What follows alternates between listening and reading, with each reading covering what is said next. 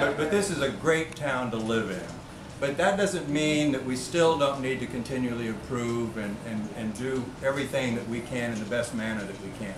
And I think that the economic times that we're going through right now are a challenge, yes, but more important to me are an opportunity.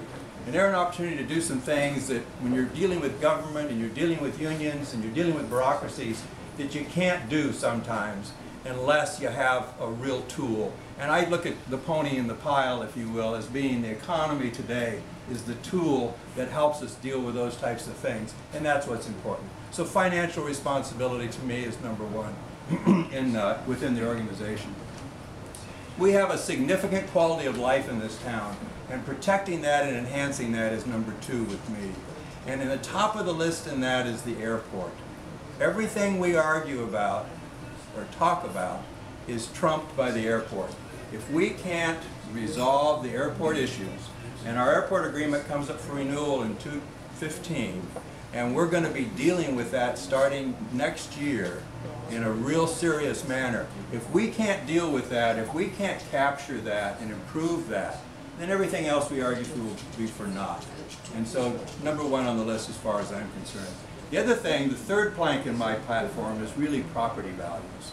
And I think we have some areas, and we don't like to talk about it because we're Newport Beach, but we have some areas that I would call depressed. Todd Ridgway is the owner of one of those.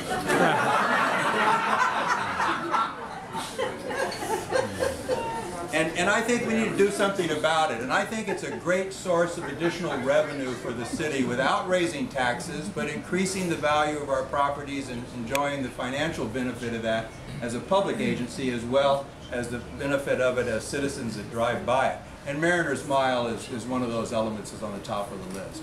It's time to take care of that eyesore. It's time to make that piece of property perform. And Todd, I don't know if you've seen it or not, but he has an incredible project already planned for the corner of Dover and PCH that is just will be dynamite. And that's the type of thing that we need marching all the way down that property.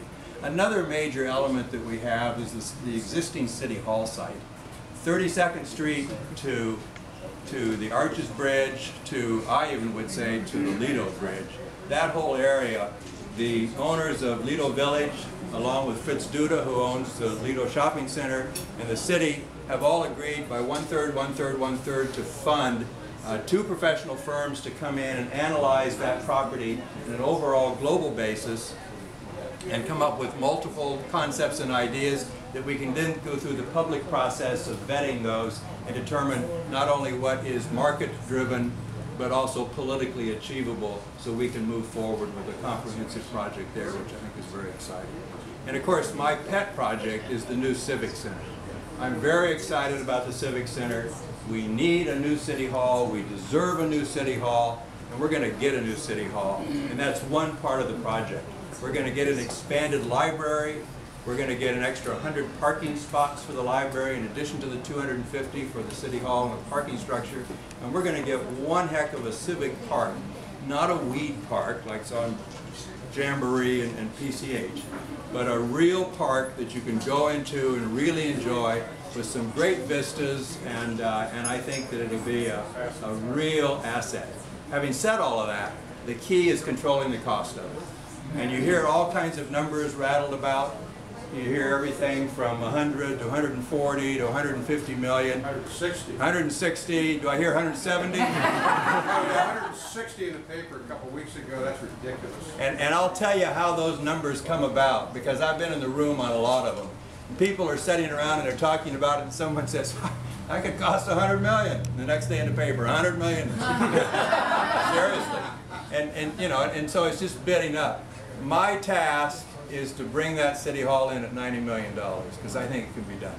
And we've already made some great changes. The City Council is really on top of it, and I really look forward to coming on board and helping with that process to control that, because that's going to be an absolute dynamite project. So that kind of gives you an overview of where I'm coming from and where I'm going. So there's only one way, though, that I can get there. As exciting as it is, I still have to win the election.